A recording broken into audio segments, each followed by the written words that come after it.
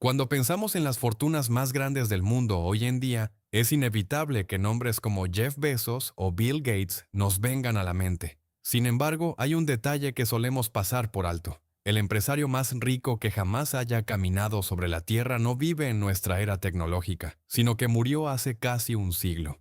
A pesar de que vivimos en una época de avances increíbles, ningún hombre moderno ha logrado superar la riqueza que este visionario acumuló en su momento. Estamos hablando de una historia de ambición y poder tan grande que cambió las reglas del juego para siempre.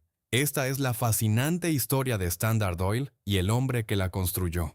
Para entender cómo se construye un imperio así, debemos retroceder a 1839 al nacimiento de John Rockefeller en Nueva York. Pero su inicio no fue de lujos. De hecho, sus orígenes fueron bastante humildes y algo extraños. Su padre era un comerciante ambulante que se hacía pasar por médico botánico, aunque en realidad vendía remedios caseros que no curaban nada.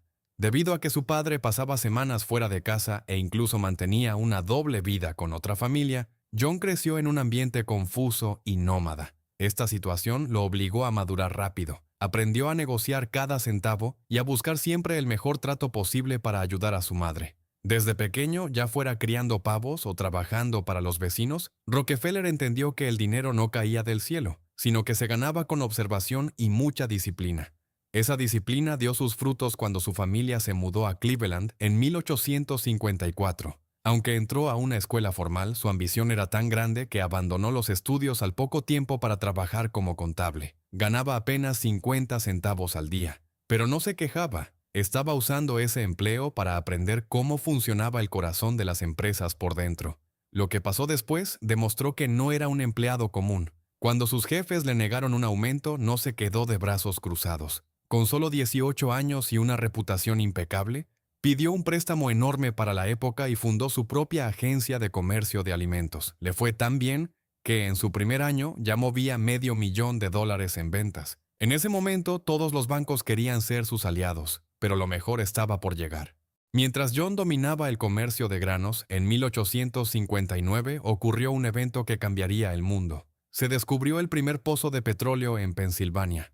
En esa época, el petróleo no se usaba para mover coches, sino para crear queroseno, que era lo que iluminaba las casas. Rockefeller vio la oportunidad, pero a diferencia de otros que se lanzaron a cavar pozos como locos, él fue más astuto. Se dio cuenta de que buscar petróleo era como una lotería donde muchos se arruinaban, así que decidió que el verdadero negocio estaba en el refinamiento. Esperó el momento exacto en que el ferrocarril llegó a su ciudad y para cuando eso ocurrió, ya tenía listos a los mejores ingenieros y químicos para transformar el petróleo crudo en un producto perfecto.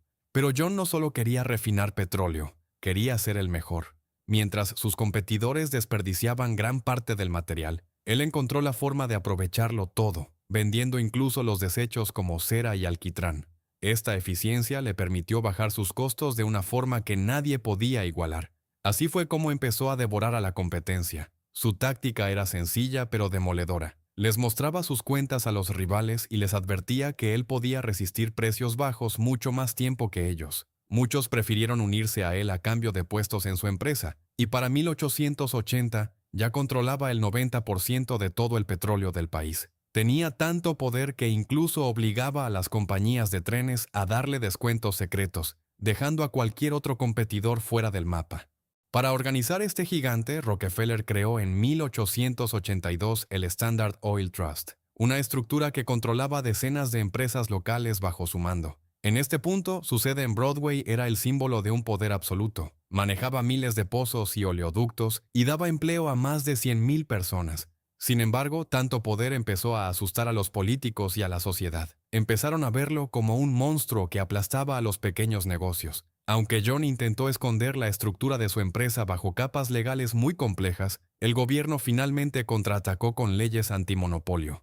La batalla fue larga, pero en 1911, la Corte Suprema finalmente ordenó que su gran imperio debía ser dividido. Cualquiera pensaría que este fue el fin de Rockefeller, pero la realidad fue muy distinta. Al dividir Standard Oil en 34 empresas más pequeñas, John conservó acciones en todas ellas. Con el paso de los años, esas piezas se convirtieron en lo que hoy conocemos como ExxonMobil, Chevron o BP. Irónicamente, la ruptura de su monopolio lo hizo mucho más rico de lo que jamás había sido. llevando su fortuna a los 400.000 millones de dólares actuales. Al final, aunque su empresa fue fragmentada, su legado sigue vivo en cada gasolinera del mundo. Rockefeller no solo creó una compañía, creó el sistema bajo el cual el mundo moderno sigue funcionando hoy en día.